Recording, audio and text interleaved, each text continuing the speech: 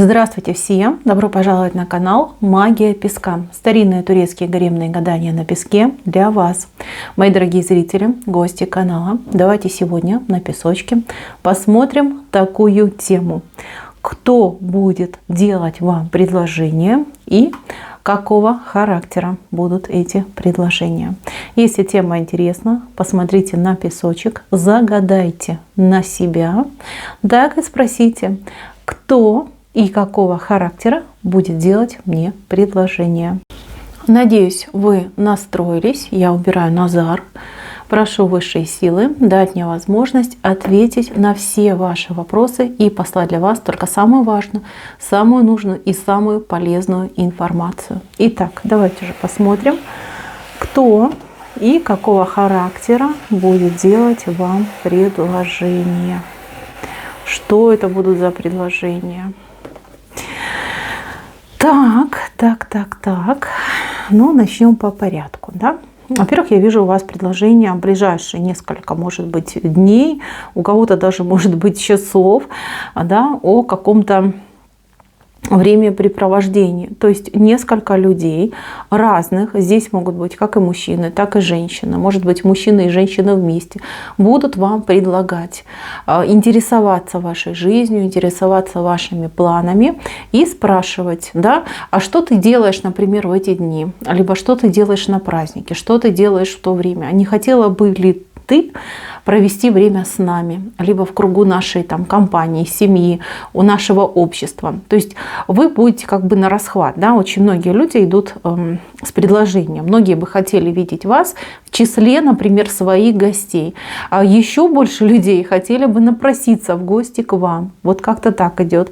Кстати, не исключено, что кто-то вот из вашего окружения близкого, это либо какие-то близкие родственники, либо совсем уж близкие друзья, могут обидеться, если вдруг вы откажетесь от предложения, либо от посещения этих людей. То есть, прям, знаете, можно серьезно себе нажить неприятностей и выслушать немало каких-то претензий, если вдруг вы откажете, особенно родственникам. Вот прям там и обидки пойдут, и какое-то вот, да ты вообще зазналась, да ты там с нами знаться не хочешь и прочее. Так что будьте в этом плане аккуратнее. Если будете отказывать, действительно аргументируйте свой отказ так, чтобы человек все понял и ни в коем случае на вас не обиделся. Здесь, идут приглашения. Очень много приглашений и также ожиданий того, что именно вы скажете, приходите к нам, да, либо ждем вас в гости, пожалуйста, всегда вам рады. Либо да, мы едем, либо давайте вместе там куда-то поедем. Будет очень много этих таких разговоров и очень много. Тут я вижу, вы и лично тут разговариваете, и тут разговоры по телефону, возможно, даже какая-то переписка, да, обмен птичками у вас будет. Поэтому, мои милые, будет много-много предложений. Дальше.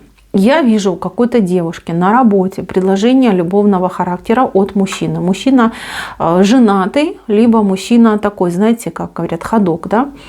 Мужчина крупный такой, да, вот он либо ростом большой, либо вообще такой корпулентный мужчина, он может быть вашим начальником, может быть каким-то там боссом, да, делает вам предложение любовного характера. Очень непристойное предложение, но он не привык к отказу. Для него это нормально. То есть то, что для вас будет вот прям таким ужасным, грязным и прочее, для этого человека нормально.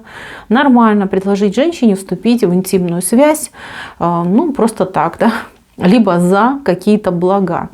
В общем, девочки, кто столкнется с такой ситуацией, во-первых, не шокируйтесь, просто поймите, что это человек немножечко другого взгляда, да, из другого теста.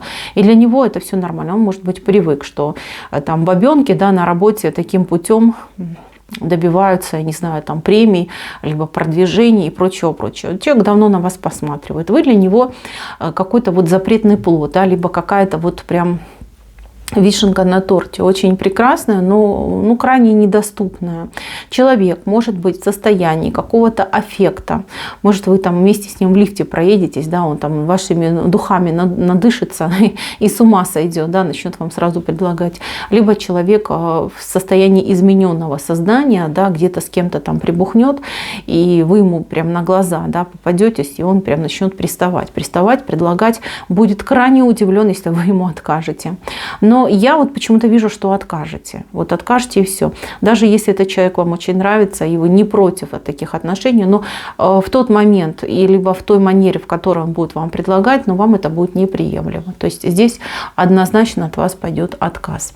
Мои милые, стоит ли вам идти вообще на эти отношения? Я бы подумала, потому что здесь, ну вот видите, кошка над вами, да, вот такая кошка, вот она, крупная такая кошка, и у кошки в руках чарка, да. То есть, если вы заведете вот именно такой роман, во-первых, он станет достоянием общественности, все будут об этом знать, все будут об этом говорить. И мужчина, понимаете, он такой, он, ну, как хочется сказать, карьерист, да, шкурник такой, он за себя. И вдруг, если что-то пойдет не так, либо какая-то там тень на плетень упадет, да, он всегда будет выбирать себя, свою сторону, свое будущее. Даже если, например, там и с ума будет по вам сходить. Да, то есть он там без зазрения совести вас может там уволить, либо ну вот как-то, да, так поступить и сказать, ну ты типа не переживай, я там тебе денежку буду там башлять, да, мы там с тобой встречаться будем, ну вот это как бы для меня это угроза моей репутации, поэтому я тебя вот увольняю. Как-то так может даже поступить. Я бы не советовала вступать с этим мужчиной в отношения, он нехороший. Ну вот в плане того, что ему не стоит доверять, в плане того, что он может, ну, предать, да, либо как-то так поступить. Тем более я не вижу, что вы тут какое-то прям удовольствие получите, либо какую-то выгоду. Скорее разочаруетесь очень сильно в этом человеке.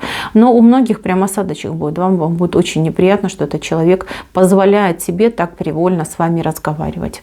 Если вы ему откажете, но это будет как серпом по одному месту, понимаете, да? Что будет делать дальше этот мужчина? Ну, он будет ходить, там, пыхтеть в вашу сторону, страдать молча. Как бы, ну, не станет лезть на рожон, не станет вас прям добиваться, разве что вот если он выпьет там, либо как-то разойдется. Так, девочки, дальше идем.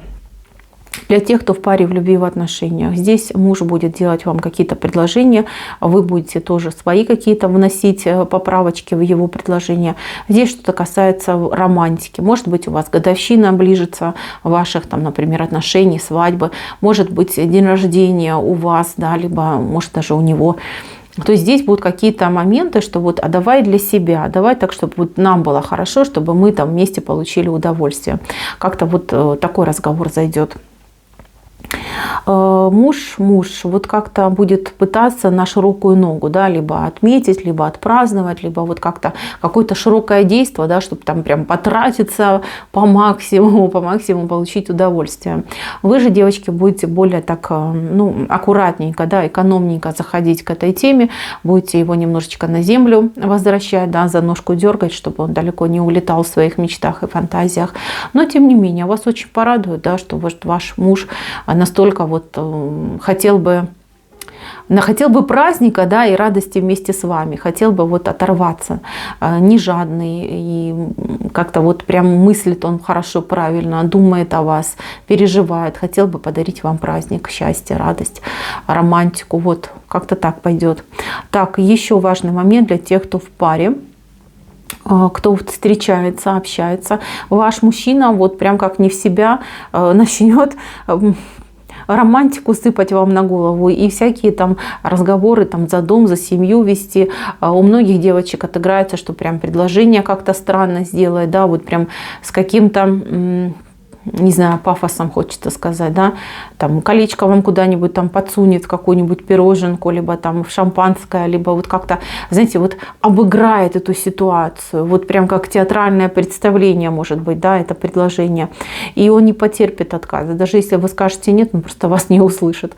Ну что, принимайте предложение, радуйтесь, наслаждайтесь этим моментом, отказать вы всегда успеете, ну а Если вы этому мужчине вот прям собьете эту охотку жениться, да, либо там сходиться с вами в пару брак, то, девочки, ну вы его травмируете очень сильно, он не поймет, почему вы отказываете.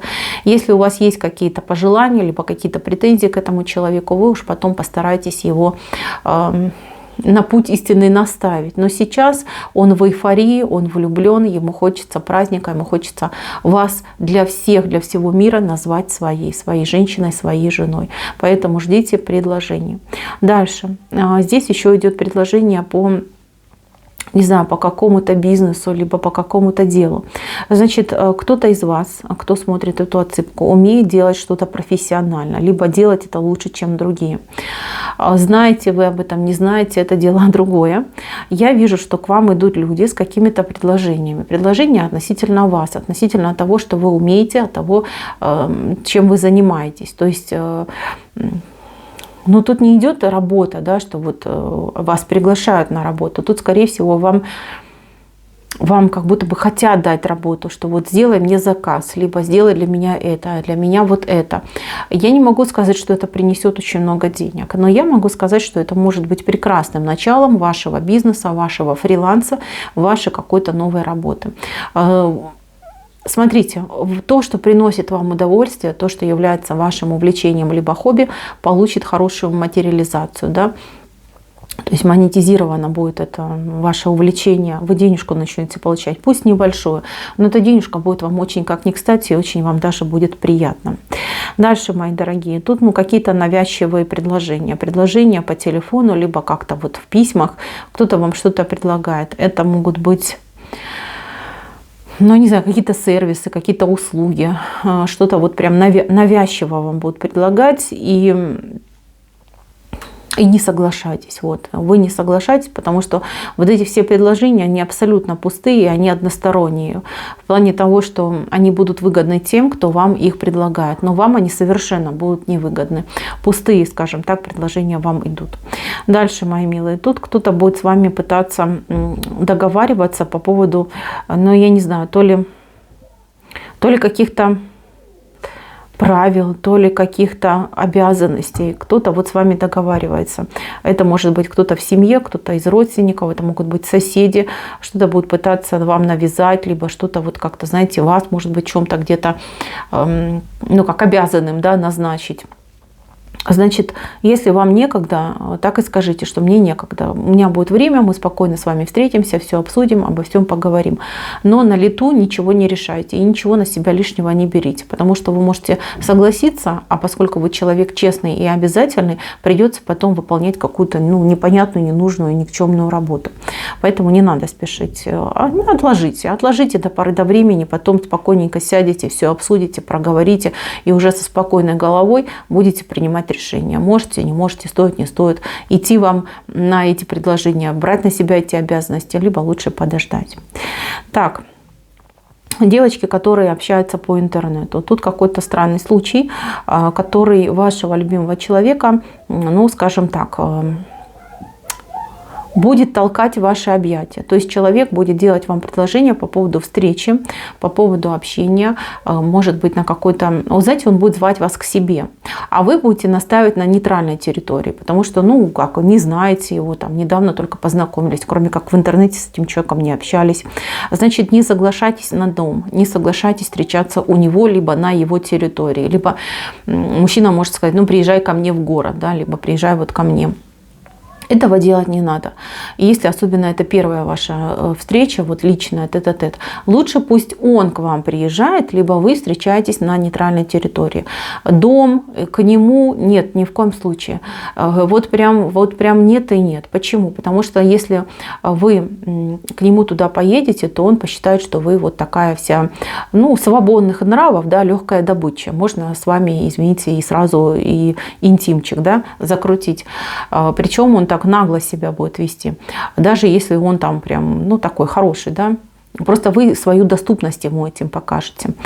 А если вы будете настаивать на нейтральной территории, вы отделите вот этот момент интимной связи, да, то есть мужчина поймет, что да, вы женщина достойная, нужно ухаживать, нужно вкладываться, нужно добиваться, нужно действительно вести себя соответствующим образом. Поэтому, девочки, как бы сильно он вам не нравился, как бы сильно вы его не хотели, ну что, все мы девочки взрослые, говорю, как есть, так тоже бывает, постарайтесь выдержать эту паузу, и хотя бы первое вот это ваше личное свидание пусть будет нейтральным, не на нейтральной территории, и это будет пусть так лучше, как дружеская встреча, чем интимная близость. Вам же будет лучше, и ценить он вас будет больше, и любить, и добиваться, и вкладываться в ваши отношения. Мои дорогие, на этом все. Спасибо всем за внимание. Всем пока-пока.